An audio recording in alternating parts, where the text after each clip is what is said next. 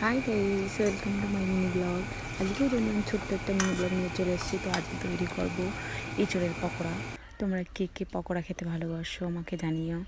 আমি প্রচণ্ড পরিমাণে ভালোবাসি পকোড়া খেতে। তো প্রথমে এঁচোড়টা আলুটা সিদ্ধ করে নিয়েছি, তারপর আলুটার এঁচোড়টা ভালো করে মেখে নেব। এর মধ্যে এক এক করে আদা বাটা, পেঁয়াজ কাঁচা লঙ্কা আর রসুন কুচি একসঙ্গে আমি দিয়ে দিয়েছি, পরিমাণ মতো নুন, হলুদ, এরপর জিরে ধনে গুঁড়ো দিয়ে দেবো।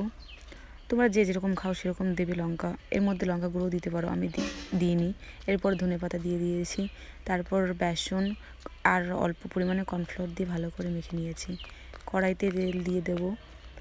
কড়াই তেল গরম হয়ে গেলে এরপর পকোড়াগুলো সুন্দর করে তৈরি করে নেব। তারপর এক একে তেলে দিয়ে দেবো। পকোড়া আমার প্রচণ্ড ভালো লাগে। তোমাদের কার কার ভালো লাগে সেটা আমাকে কমেন্টে জানিও। তো দেখতেই পাচ্ছ পকোড়াগুলো আমি ভেজে নিচ্ছি, সুন্দর লাল লাল করে ভেজে নিয়েছি। এপিট ওপিট দুপিট করে লাল লাল করে ভেজে নেব। আমাদের পকোড়া ভাজা হয়ে গিয়েছে, এরপর তুলে নেব। তো পকোড়া ভাজা আমাদের ডান। দেখতেই পাচ্ছ কত সুন্দর লাগছে। তো আমি লাল লাল করে পকোড়াগুলো ভেজে নিয়েছি। দেখতে পাচ্ছ আমি দুই রকমের পকোড়া করেছি, দুই রকমের সাইজের। তো পকোড়া আমার করা হয়ে গিয়েছে, সবগুলো পকোড়া।